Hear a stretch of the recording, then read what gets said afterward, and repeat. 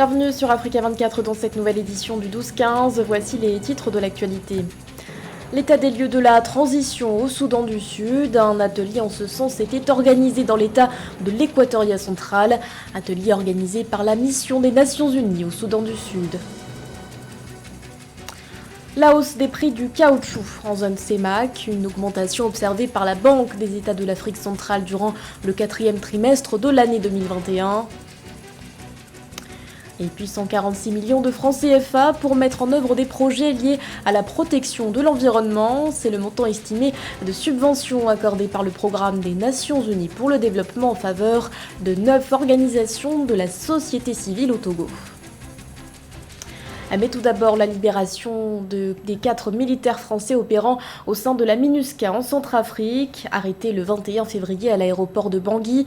Ces soldats qui font partie du corps de la Légion étrangère de l'armée française ont finalement été libérés ce jeudi, et ce, un jour après la demande du secrétaire général de l'ONU, Antonio Guterres, qui réclamait leur libération. Le dossier a finalement été classé sans suite par le parquet en vertu de l'accord entre le gouvernement centrafricain et l'ONU relatif à la MINUSCA.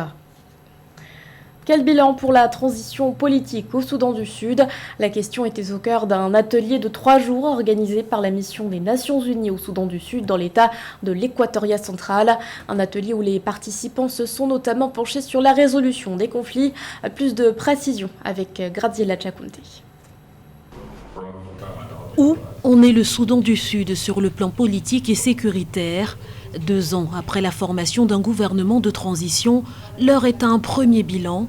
Un atelier de 3 jours a été organisé en ce sens dans l'état de l'Équatoria central. L'occasion également de peaufiner l'agenda politique avec en ligne de mire l'organisation d'un dialogue inclusif et constructif. Les différentes parties prenantes étaient présentes. Les dirigeants des différents partis politiques de l'État d'Équatoria central doivent se réunir et discuter de ce que les partis politiques doivent faire pour construire la paix. C'est aussi l'occasion de discuter avec les formations politiques sur l'importance de se réorganiser et d'adopter une feuille de route pour réellement travailler dans le sens des aspirations du peuple de l'État d'Équatoria central et d'une paix durable. La paix. Elle n'est en effet toujours pas acquise dans ce pays d'Afrique de l'Est. Et alors que la période de transition touche à sa fin, les partis politiques sont appelés à statuer sur les rôles et les responsabilités des différents États et à leur fournir les moyens de résoudre les conflits locaux. En tant que pilier de la démocratie, nous sommes censés nous organiser ou nous réorganiser de manière à prendre en compte l'opinion de notre peuple afin qu'en fin de compte, ce soit notre peuple qui décide et, le cas échéant, nous ne devrions pas nous en prendre à eux. Nous devons leur apporter la paix, des services et le développement. Mettons-nous main dans la main et travaillons ensemble pour veiller à ce que l'accord soit mis en œuvre dans sa totalité et que la paix soit maintenue dans l'état d'Équatoria central et dans l'ensemble du Soudan du Sud. Pour l'heure, le processus de paix reste claudiquant, mais l'horizon semble s'éclaircir peu à peu. Selon un rapport de l'ONU publié ce 24 février, les violences contre les civils ont connu en 2021 une baisse de 42% au Soudan du Sud. L'actualité, c'est aussi la visite de Goodluck Jonathan au Mali. À la tête d'une délégation, le médiateur de la CEDEAO pour le pays est arrivé à Bamako ce 24 février. Un déplacement aux enjeux importants pour l'avenir politique du Mali. Le médiateur ouest-africain espère parvenir avec les autorités de transition à un délai raisonnable pour l'organisation des futurs scrutins. Une série de rencontres est prévue avec le président de transition Assimi Goïta notamment, mais aussi avec les membres du comité local de suivi de la transition. Notons que ce déplacement intervient quelques jours après l'adoption par le CNT d'une nouvelle charte de transition. Dans l'actualité également, la composition du gouvernement est prête. C'est ce qu'a annoncé le service presse du Premier ministre intérimaire Fathi Bashagha en Libye. La liste des membres de la nouvelle équipe dirigeante a ensuite été transmise à la Chambre des représentants ce 24 février. Dans les détails, la même source explique que de larges consultations ont été menées par l'ancien ministre de l'Intérieur pour aboutir à cette finalité. Des discussions menées avec les partis politiques et le Haut Conseil d'État notamment. En Afrique centrale, une hausse des prix du caoutchouc a été observée durant le 4e trimestre de l'année 2021. Un constat dressé par la Banque des États de l'Afrique centrale qui note une augmentation de 3%. Dans son rapport sur l'évolution des cours des principaux produits de base exportés par la CEMAC, l'institution note, je cite, que les cours sont passés de 1,85$ par kilogramme à 1,99$ par kilogramme. Marie-Raphaël Antolou. Le taux d'exportation de caoutchouc au Cameroun passe de 1,85$ par kilogramme à 1,99$ par kilogramme au 4e trimestre 2021. Cette hausse de performance est tirée du rapport de la Banque des États de l'Afrique centrale sur l'indice des prix des produits de base exportés par les pays de la CEMAC. Le caoutchouc représente à peu près 0,1% du PIB du Cameroun, soit à peu près en valeur absolue 25 milliards de francs CFA par an.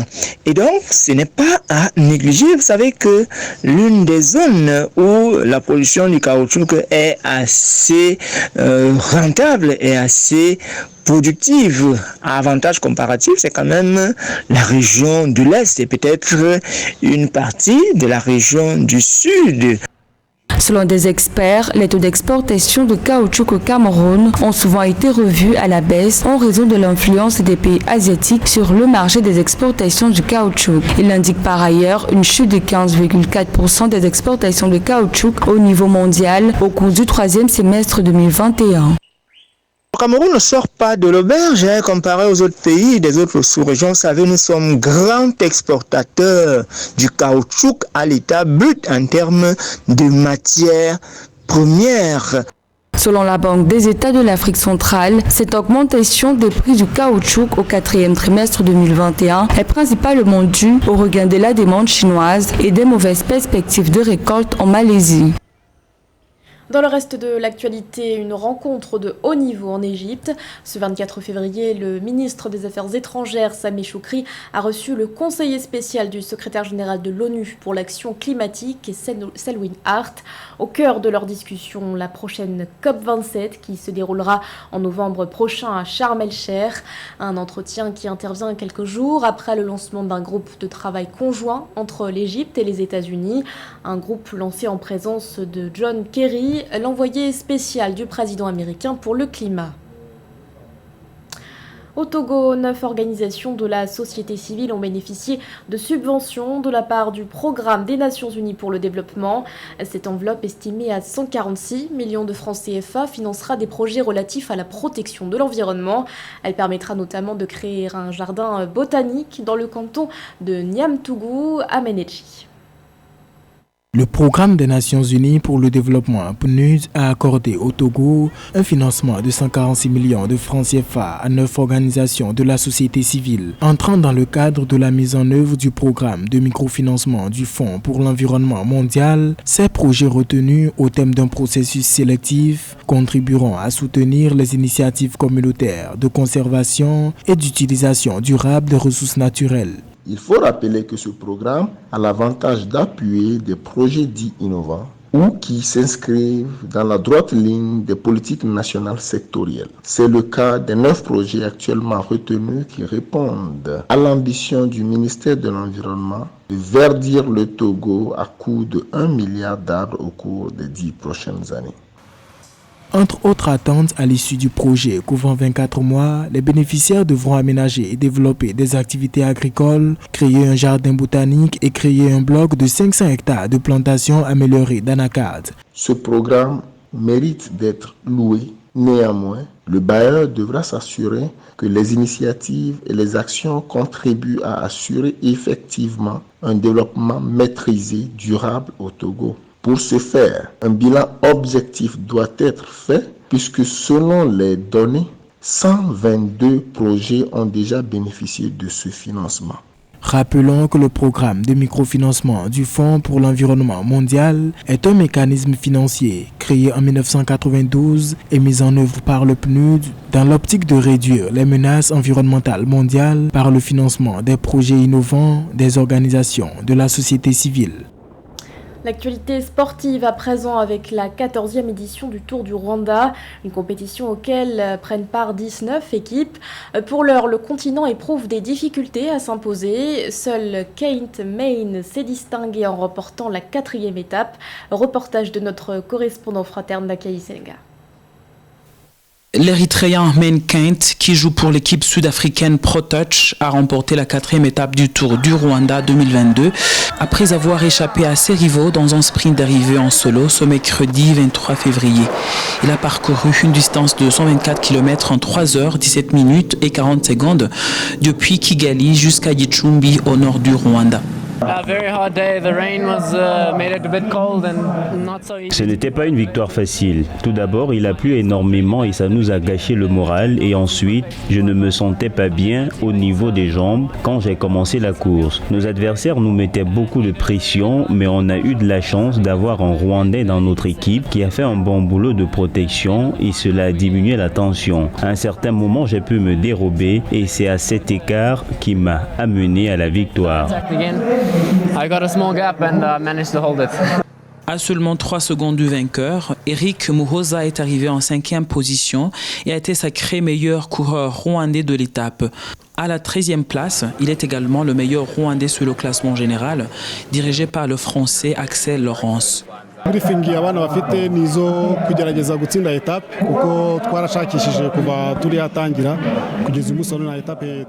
L'objectif que nous avons fixé pour nos joueurs, c'est d'essayer de gagner les étapes. Même s'ils n'ont pas encore réussi à le faire, ils jouent bien. Aujourd'hui, par exemple, ils ont très bien travaillé et si on peut avoir la 5e place, cela veut dire qu'avec un peu d'effort, on pourra remporter une étape et peut-être la victoire.